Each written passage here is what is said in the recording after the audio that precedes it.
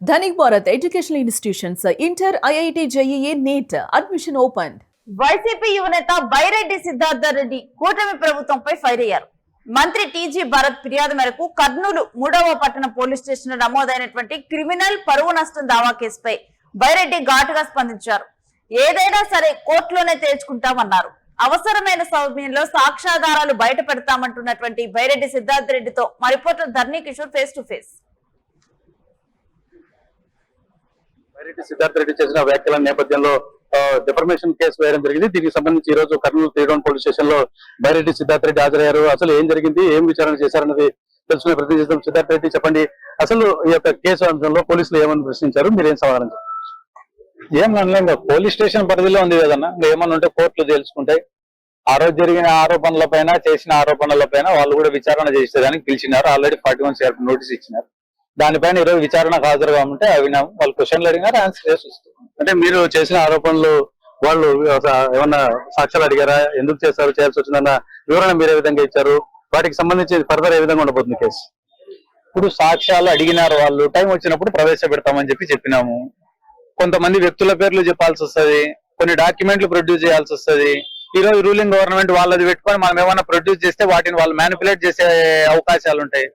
కాబట్టి టైం వచ్చినప్పుడు ఖచ్చితంగా అన్ని ప్రొడ్యూస్ చేస్తా అని చెప్పడం జరిగింది. అయితే ఫైనల్ గా ఈ యొక్క కేసు అంశంలో మీరు చేసిన వ్యాఖ్యలకు మీరు ఇప్పటికే కట్టుబడి ఉన్నారా? నేను చేసిన వ్యాఖ్యలకు ఆ రోజు కట్టుబడి ఉన్నా, ఈ రోజు కట్టుబడి ఉన్నా. నేను 1, 2 కాదు, దాదాపుగా 10-15 ఆరోపణలు చేసిన వాళ్ళ పైన. ఈ టౌన్ లో జరిగే హరాస్మెంట్ పైన గానీ, బాలు అనే పిల్లోడి విషయంలో గానీ, సతీష్ అనే పిల్లోడి విషయం పైన గానీ, యూనిస్ భాష అనే కార్పొరేటర్ వాళ్ళ ఆఫీస్ పైన దాడి చేయడము, మళ్ళీ తిరిగి అతనిపైనే కేసులు కట్టడం గానీ, సోషల్ మీడియాలో ఎవరైనా పిల్లలు ఒక పోస్ట్ పెడితే వాళ్ళని ఎత్తుకొని వచ్చి కొట్టి వాళ్ళపైన ఐటీ కేసులు పెట్టే విషయంలో గానీ, అదే రకంగా వాళ్ళకి సంబంధించిన మంత్రిత్వ శాఖలో జరుగుతున్నటువంటి అంశాలపైన గానీ, ల్యాండ్ అక్విజిషన్ల పైన గానీ, మట్కా పైన గానీ, అదే రకంగా ఈ స్టోర్ బియ్యం ఎవరెవరు చేస్తున్నారు టౌన్ లో అనే విషయం పైన గానీ, ఇటువంటి అలిగేషన్స్ ఇక్కడ ప్రజాభిప్రాయ సేకరణ చేసినారు. ఫర్ ఎక్స్పాన్షన్ ఆఫ్ ఆల్కలిస్ ఫ్యాక్టరీ ప్రజాభిప్రాయ సేకరణ చేసినారు. ఆ ప్రజాభిప్రాయ సేకరణ ఇంత దౌర్జన్యంగా చేసినారు. పోలీసులను అడ్డం పెట్టుకొని ఎవరు చేసినారు, కర్నూలులో ఉన్న రౌడీ షీటర్లను అందరినీ పిలుచుకొని వచ్చి గ్రామస్తుల్ని ఏ రకంగా భయపించినారనే అలిగేషన్స్ నేను చేయడం జరిగింది. వాటికి ఆధారాలు కొన్ని మీడియా ఛానల్లో వచ్చినటువంటి న్యూస్లను పట్టి చెప్పినాయని చెప్పిన, కొంతమంది వ్యక్తులు ఇచ్చిన ఇన్ఫర్మేషన్లు తీసుకొని మాట్లాడినాయని చెప్పిన, వాటిని ఇంకా క్లియర్ కట్ గా మీకు ఎవిడెన్స్లు కావాలంటే కొంతమంది ఇచ్చే వాళ్ళు ఇస్తున్నారు, కొంతమంది భయపడే వాళ్ళు భయపడుతున్నారు. లేదు, పక్కాగా ఎవిడెన్స్ మీరు డాక్యుమెంటే చూపించాలని అనుకుంటే హఫీజ్ ఖాన్ 600 కోట్లు ఎత్తిన దాని గురించి డాక్యుమెంట్ చూపించాలా? ఈ రాష్ట్రంలో 40,000 మంది అమ్మాయిలు మిస్ అయినారని చెప్పి డిప్యూటీ సీఎం స్థాయిలో ఉన్న పవన్ కళ్యాణ్ మాట్లాడేదానికి ఎవిడెన్స్ చూపించాలా? కాటసాని రాంభూపాల్ రెడ్డి గారి పైన చేసిన అలిగేషన్ల గురించో, ఈ పక్కన శిల్పా చక్రపాణి రెడ్డి గారి గురించి చేసిన అలిగేషన్స్, ఈ రాష్ట్రంలో వైఎస్ఆర్ కాంగ్రెస్ పార్టీ నాయకులపైన 70% మంది పైన అలిగేషన్లు చేసినాడు. ఇదే నారా లోకేష్ గాని, ఇదే పవన్ కళ్యాణ్ గాని. వాళ్ళు ఒక్క డాక్యుమెంట్ కూడా చూపించకుండా సిద్ధార్థ రెడ్డిని ఈరోజు డాక్యుమెంట్ చూపిస్తేనే నిజం, లేకుంటే మా పైన చేసినవన్నీ తప్పుడు ఆరోపణలు అంటారు. అన్న, ఈ కర్నూలు టౌన్ లో నన్ను అడగద్దు డాక్యుమెంట్లు, మీరే పోయి ప్రజలను అడగండి.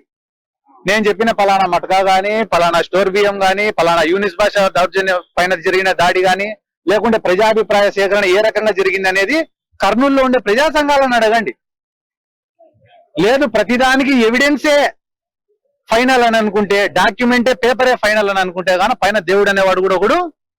అయితే మీరు చెప్తున్నారు, వైసీపీ నేతలు 3-4 మీ పేర్లు చెప్పారు, వారి మీద చేసిన ఆరోపణలకు ఎలాంటి ఆధారం ఉన్నాయని. మరి వాళ్ళెందుకు కూటమి ప్రభుత్వం మీద, టీడీపీ నాయకుల మీద కానీ ఎందుకు డిఫర్మేషన్ కేసు వేయలేదు? మంత్రి భరత్ మీ మీదనే ఎందుకు వేశాడు? ఇప్పుడు రాజకీయాలలో విమర్శలు అనేటివి, ప్రతి విమర్శలు అనేటివి జరుగుతూ ఉంటాయి, డైలీ కామన్ గా జరుగుతూ ఉంటాయి. దాంట్లో కొంతమంది నిరూపిస్తుంటారు, కొంతమంది నిరూపించారు. ఆరోపణలు, ప్రత్యారోపణలు, మాటలు పడడము, తీసుకోవడం అన్ని జరుగుతూనే ఉంటాయి. ఇప్పుడు మా పైన కూడా నిన్న మొన్న ఇటనే యూట్యూబ్లలో పెట్టి తిట్టే వాళ్ళు చాలా మంది తిట్టినారు. ఏమని, నీ పైన మర్డర్ కేసులు ఉన్నాయి, ఆ కేసులు ఉన్నాయని. ఇదే స్టేషన్ పరిధిలోనే నా పైన మర్డర్ కేసు కొట్టేసినారు కూడా. కొట్టేసింది ఎవరు? నేను కొట్టేసానా? న్యాయస్థానం అనేది నా పైన ఉన్న కేసుని కొట్టేసి మమ్మల్ని నిర్దోషులుగా ప్రకటించింది. ప్రకటించిన తర్వాత కూడా 20 మంది 30 మంది పనికిమాలినోడు ఎవడో పెట్టుకొని నీ పైన మర్డర్ కేసు ఉందని మాట్లాడితే నేనే డిఫమేషన్ కేసులు వేయాలా? ఎవడో మురుగుతుంటే ఆవిడ ఫోన్ లేరా అని చెప్పి వదిలేసేటివి చాలా ఉంటాయి. కానీ ఈడ వీళ్ళు తప్పులు చేస్తున్నారు కాబట్టి ఆ తప్పులకు భయపడి డిఫమేషన్ కేసు కానీ పెట్టకుంటే, ఈ పిల్లోడిని స్టేషన్ వరకు పిలిపియకుంటే, రేపు వీడు మాట్లాడినట్టనే ఈ కర్నూలు టౌన్ లో ఇంకా ఎంతమంది మాట్లాడతారో అనే ఒక ఉద్దేశంతో ఈ డిఫమేషన్ కేసులు, క్రిమినల్ డిఫమేషన్లు ఏమైతే అన్న పెట్టుకోమని. నెక్స్ట్ విచారణకు ఎప్పుడు రమ్మని పిలిచారు? ఏమన్నా పిలిచే అవకాశం నెక్స్ట్ విచారణ ఏం లేదన్నా, ఏమన్నా కోర్టులో తెలుసుకోం. ఇది బైరెడ్డి సిద్ధార్థ రెడ్డి చెప్తున్నది.